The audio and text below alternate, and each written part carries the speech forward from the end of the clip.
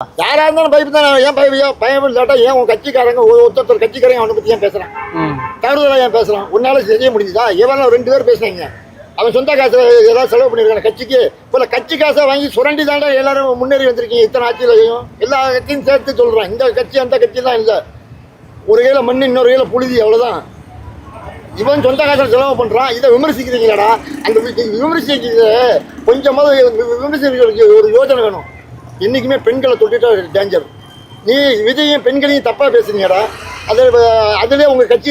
யோக்கியதை தெரிஞ்சு போச்சா இன்னொரு மினிஸ்டர் லேடி பெண்களை பத்தி தவறுதலா பேசினாரு அப்புறம் மன்னிப்பு கேட்கிறாரு என்னடா கட்சி இது நீ பேசுவ பெண்களை எது வேணா பேசுவ இழிவுபடுத்துவ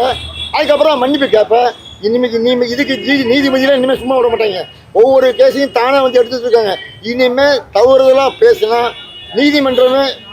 பெண்களை பத்தி யார் பேசினாலும் சரி பெண்களை பத்தி தவறா பேசினால் நீதிமன்றமே வழக்கு தொடர்ற மாதிரி வரும் இனிமே அதனால இனிமே ஒரு அரசியல்வாதியும் பெண்களை பத்தி பேச வேண்டியது அதுக்கப்புறம் எலெக்ஷன் தோணுனா தாய்மார்களே எங்களுக்கு ஓட்டு போடுங்கன்னு சொல்ல வேண்டியது இந்த பாச்சாலாம் பலிக்காது அதுதான் விஜய் நுழைஞ்சிட்டான்